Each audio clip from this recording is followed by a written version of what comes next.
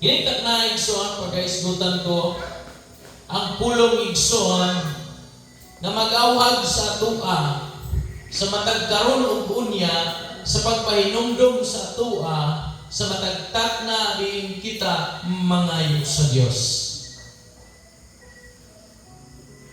Pagkahisgutan ko kini usa ka panghitabo nga nahitabo sa usa ka panahon diin ang atong Ginoo naglatas padulong ngadto sa Jerusalem. So, aprihan nato ang pulong sa Dios dinha na may mga Bible inyong gigunita, palihog ko. Ubanin ko sa pagbasa o katong wala na may atong proyekto din. Palihog ko gabli dinha sa Lucas Kapitulo 17 versikulo 11. Nag-ingon dinha,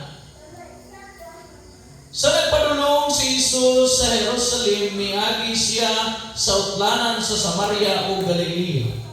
Samtang nagpaingon siya sa usa ka balangay, gisugat siya og napulo kasanglahon, nagpaantaw sila og naninggit, Jesus, magtutudlo, kaluy intawon kami. Nakita sila ni Jesus og giingnan, lakaw o pagpahiling kamo sa mga pari. Samtang diha pa sila sa dalan, nangaayo sila. Ang usa kanila sa pagkakita nga naayo na siya, mibalik o nagdaig sa Dios sa kusog na tingog. Miyapa siya sa tiilan ni Jesus o nagpasalamat kaniya. Sa Marianhon kadtong tawhana, unya mingon si Jesus, dili ba napulo man katao ang nangaayo? Hain man ang siya. Ngano kini ramang langyaw ang mibalik aron pagpasalamat? Og mingon kaniya si Jesus, tindog og lakaw, ang imong pagtuo mao'y nakaayo kanimo. Now, atong iskutan kini karon igsoon, kung sa ibot pasabot sa Ginoo ini, aron nga ma-aplika sa atong kinabuhi.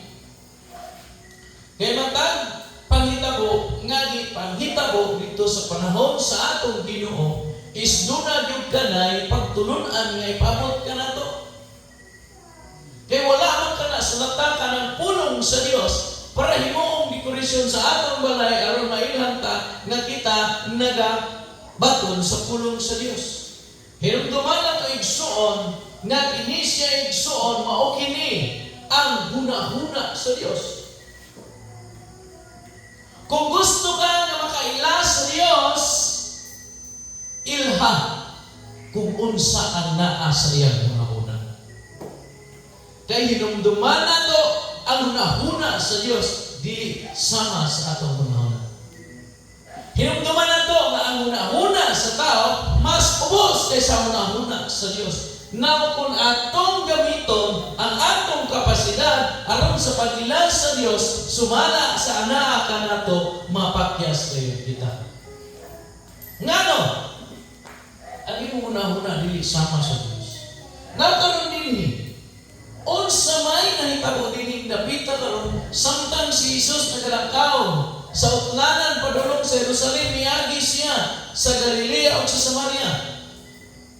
Kining Samaria igsoon nagduna ni panagdumtanay tali sa mga Hulyo, kay ang Samarianhon ginaila nga hugaw sila alang sa mga Hulyo.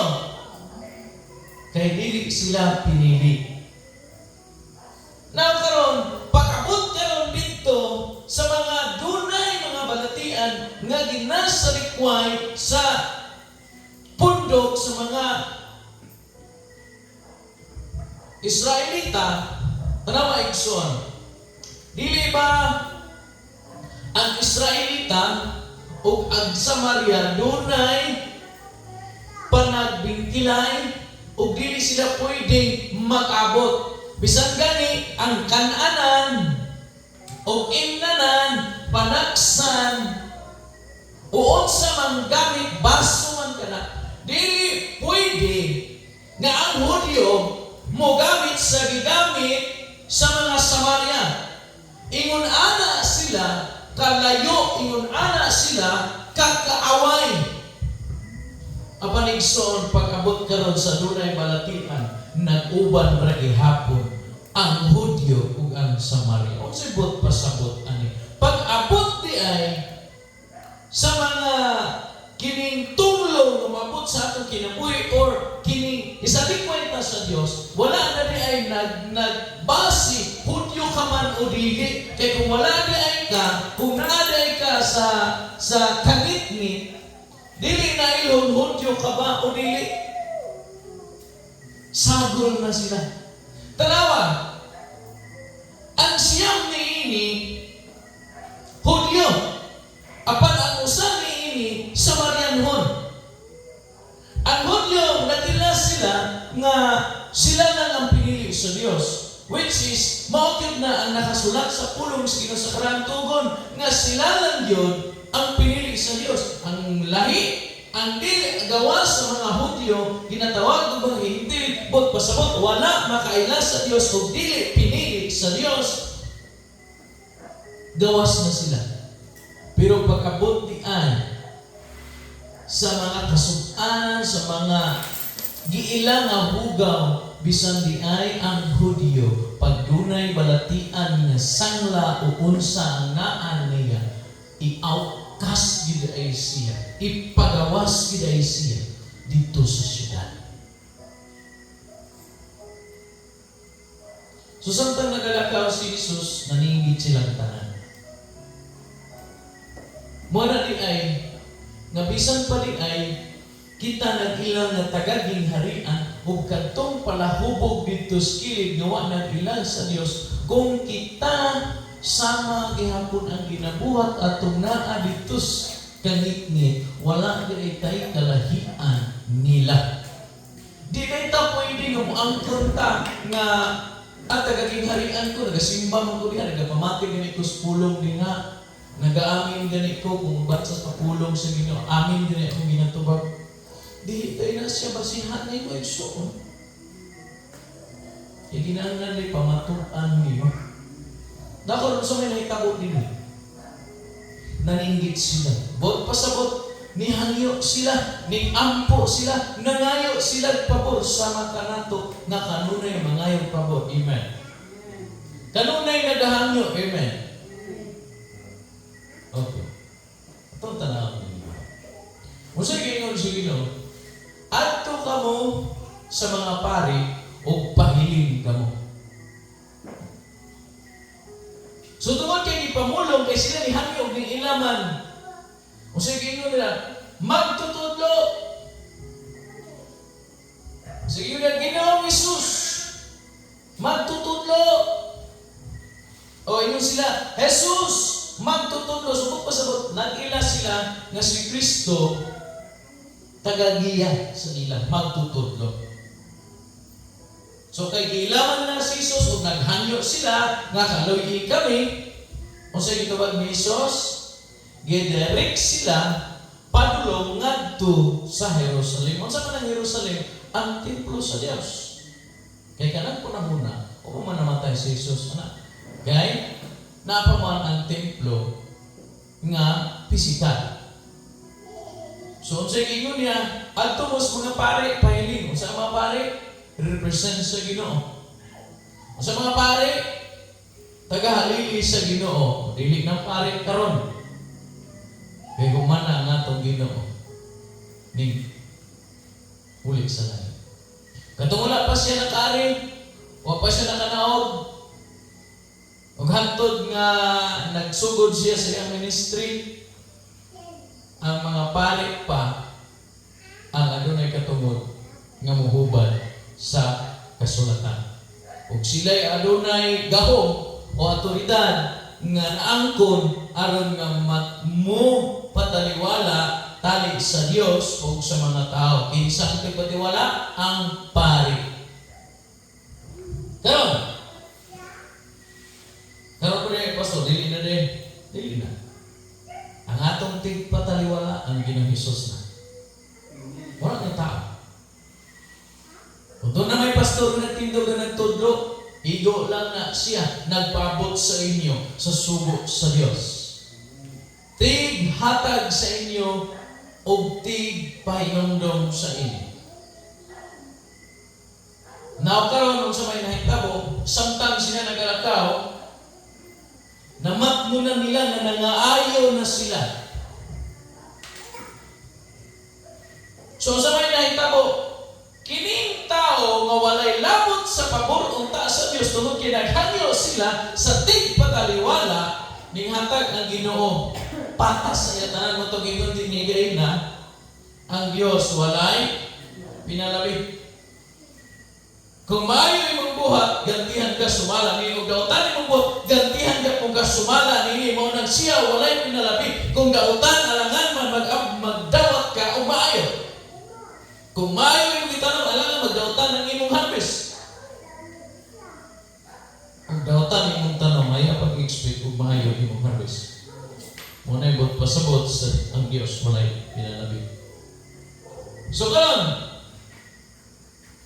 o sa may nahitabo, kadtong giila sa mga piniling katawan nga dili pinili maoy ning balik og nagpasalamat. Samtang siya nagabalik, nagaawit siya, nagadayeg sa Dios sa kusog nga tingog, dili nga gamatoy kay nga tingog. Kusog nga tingog. Usahay kita, taga-istorya kusog. Pagdayeg sa Ginoo, hadlok ta madunggan. Tiganita pa dungog kung siya itong giampo. Pero kini siya, sa kusog nga tingog, nagdayeg o nagpasalamat sa Dios. Ambot ka kumalin na, kumusta magpasalamat sa Dios?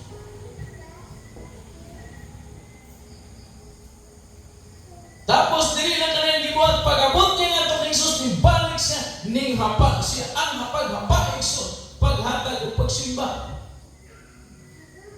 Pero sa ingon ni Jesus, dili ba pulo man ang naayo?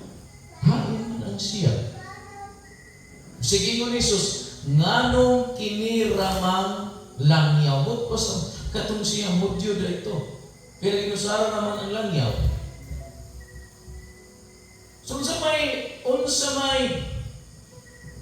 may atong pagtulunan nga makuha din dako ka. Sa dihan ikaw ba nangayo sa Dios sa imong gikinahanglan? Sa diha ba nga ikaw naghangyo sa Dios nga panalanginan ka, proteksyonan ka, bubuhan ka niya sa iyang kaayo, pagkaman ini nadawat nimo? Nagdayeg ka ba sa Dios kung nagpasalamat sa iya? O wala na kaning adto kay nagpuyo na ka dito sa panalangin sa Ginoo?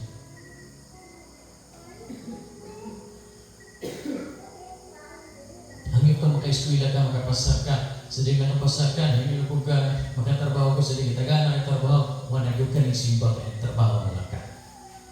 Haiman ang imong bukti pagpasalamat sa tubag sa imong pagpangayok sa Diyos. Nakadalasan ako makitan sa dihan naghangyo nga makatrabaho, sa dihan nakatrabaho, wala na nagtinaron sa Diyos na iyang gihangyoan. Ang gihimo mas ihigugman ang trabaho.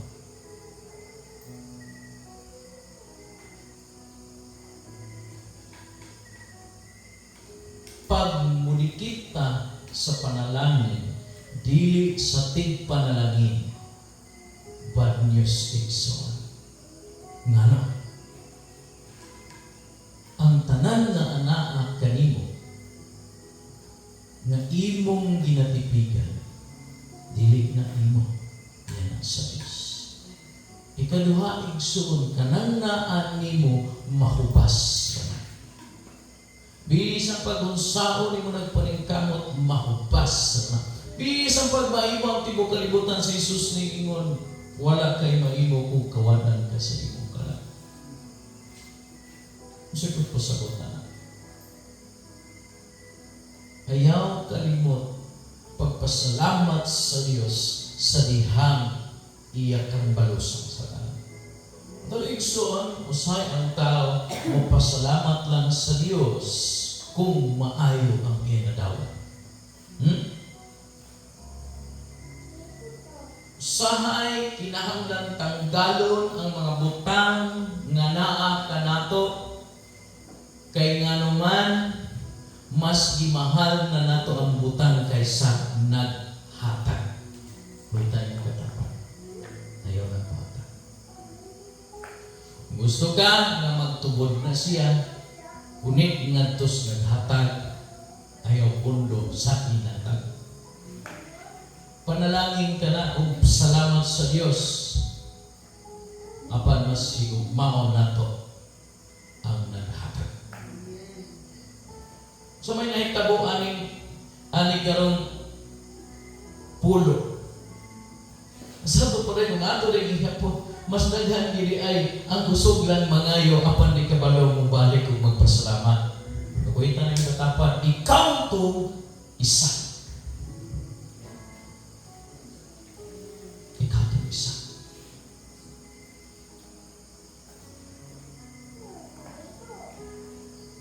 Hinumdumi, ikaw to isa. Timan ini, di ka masagdan sa Diyos. Pero kung ikaw tong siyang mangutana ang ginuhain ka naman. Ayaw ka po tayo sa. Kaya ang tanan, doon ay katapusan. Ang tanan, doon ay utlanan. Kung nasa atong kinabuhi, mamaayo man o madautan ang nahitabo ka nato, kapitos man, kabalak, kahadlok man, o kalipay man, o kasubanan ang niabot, pasalamati ang Ginoo. Ingon ana Ikson. So, sa may itubag ni Jesus, ining sa Marianhon nga nagpasalamat o gihapa sa iyang tiilan. Ingon siya dinhi, mingon kaniya si Jesus, tindog o lakaw, ang imong pagtuo, mao'y nakaayo na rin. Sa ito pa Ikson, kung siya itong ituuhan mo, ano yung resulta na ito?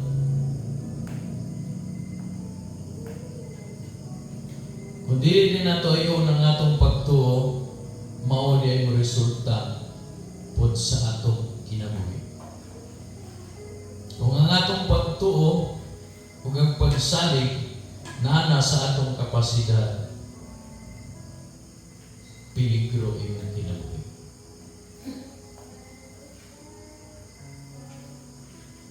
Atong ibutang ang atong pagtuo sa mga buhat na maoy makapahimot sa Diyos. Ingon siya, ang nakahatag nimo kaayuhan tungod sa imong pagtuo. Bitaw nang bahala o napitos ka, bahala o naglisod ka, pero ipili nimo ang pagbuhat o gusto. Muna karon, ipanalaginan ka. Pero kung nagpitos na ka, gusto jud ka makabalik, ning buhat ka sa butang nga dili uyon sa kabubuton sa Dios. Makuha ka man nimo, makabaton man ka anak, pero magantos jud ka. Unay bunga ang tanan. Nagsuot timan ang pulong sa Dios, mao ang iyahan hunahuna. Na kung gusto ka na masabtan mo unsa ang Dios, tun-i ang iyang pulong. Kung gusto ka na mulambo sa kinabuhi niingon siya, tun-i adlaw o gabi kining pulunga ug magmauswag ka. Kung gusto tayo kapusan, kinahanglan natong tunan. Gusto tao kadaugan, kinahanglan hibaluan nato ang mga yawi yung gihatag sa to. Mga yawi igsoon is, kung sa man ang yawi, kung sa pansyon sa yawi, ang pag-abli sa mga saradong portahan. Sa mga sarado ng mga gamaan. So sa ato pa, kung napitos ka pag-aya, kung nahibalo ka karon kung sa'y susi para pag-ablis ka na gaya igsoon, ito ini, nadali, kung saan nga para magagaya ang atong kinabuhi. Sa karaan, mo ingon man nga lihok tao, aron tabangan ko ikaw, pero sa gingarian igsoon, dili naman. pangit ang Dios ug tumana ang iyang mga sugo o tulig ka sa iyong sugo ug ang imong gikinahanglan mosunod ra. Wala naging hariya. O sa ta, ay dili pwede. Wala man nagtukmod ang Bible nga mahimo kang tapulan. Ang alibay lang nimo mo ay tapulan kaya nga naman di ka gusto tuman sa Dios. Gusto nimo imong pamagi. Mo ni siya makahatag o mali na pagsabot. Sige ngon sa Ginoo. Una pagpangitay niya kanang pulo nga pagpangitay isong paglihok man. Walay nangita nga nagpuyo. Amen. Walay nangita nga natulog. Subot pasabot kinahanglan ka mo lihok. Apan ang imong lihokon sumala sa nasulat dinhi. Dili sumala sa pagbulutan dihas kanto nga moingon nga ukira nga ngabit, ukira nga hubog, ukira nga di mohunong og sigarilyo, ukira nga di mohunong og panriba, ukira inani. But Diyos kay suod pagkana ang sobrang. Nga naman, dili man na mo ilingon din. Kaya nga, dili sayon, matudpas kanta nila nila, dili sayon ang pagsunod kang Kristo. Inood na. Basta dili ka mo pauyon dinhi, dili yun sayon. Pero kung dinhi ka, mahimong kinabuhi nimo, o dili yung ka mo anto, mudango sa dili, tinuod nga Ginoo. Tunang paruligsoon, gipang sulat yung tanan, ang 600 ka sugo ang gisulat sa una para tumanon sa mga Israelita. 600 kape. Tanan na ay balaod sa unang panahon. Tanan. Balaod sa mag-uma, balaod sa asawa, balaod sa rana. Natanan. Pag-abot kang Isos, misamot. Dili lang. 600. More than padiha ang nahitabo. Kaya nga naman, si Jesus, pinakalabang sugo na mong ihatag sa inyo, ini. Higugma ang imong Ginoo sa tibuok. Sa tibuok mong kasing-kasing kalag kung Espiritu. Then, karon ang tanong ko ikson. Doon na pa ba ibilin sa imo ha ang Gingoong Hesus? Wala. Pero usahay, mas higugmao na to ato ang kagalingon. Ingon ang Ginoo, higugma ang Dios sa tibuok. Buat pasabot walay bilin bisan gamay. Then sa ikaduha, higugma imong isig kata sama sa imam. Gusto pala kung ang tao din nakasakot anak niya. Katong 600 na sugo, wala na to. Mabala na itong tanan. Kaya naman, higugma sa Ginoo, di niya tamay na isig kata, di daghan siya pambuhaton nga dili makapasakit sa Ginoo.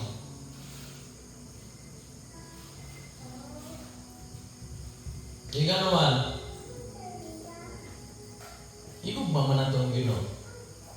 Muna kung tinood na itong higugma Ginoo, ang paghatag magod sa gugma is paghatag ng bili.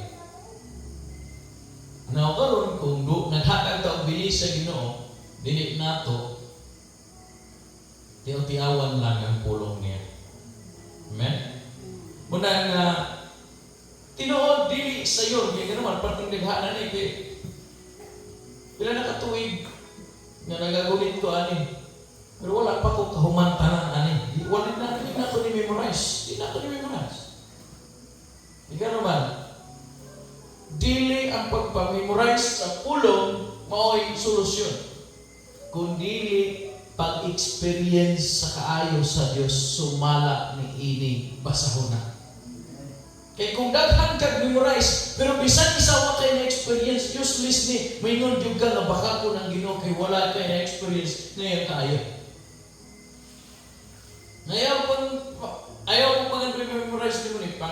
hallelujah, nga ang mga saad din ma-experience nimo. Palagbagay kita na din. Hallelujah, ma-experience mo gingon niya din nga pag-arin ako, paghatag mo rin kinabuhi, dapat ma-experience na ito. Yung sa, dili ko pasakan, dili ko ikaw biyaan, atun ko ikaw, tabahan ko ikaw, luwason ko ikaw, dapat na-experience na ito na dili lang dapat mabasa. Amen? Napahingon sa Ginoo, adto dito, but pasabot, tulida yung kinabuhi dito sa templo. Now, karon tulida yung kinabuhi sa akong pulo. Huwag magkapangayon ka, bisan unsa yung Panginoon. John 15:7, sayo niya, pabilin ka na ako, huwag ang akong pulo niya. Makapangayon ka, bisan unsa tuuhin na madawat mong Ginoo. Ang pag-abli sa tanan nimong gikinahanglan mo ang pagpabilin sa Ginoo. Ug ang iyang pulong dinhi sa tong kasing-kasing.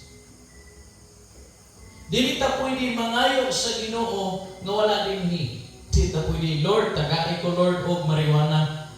Wala naging undri nga mangayo kag marijuana.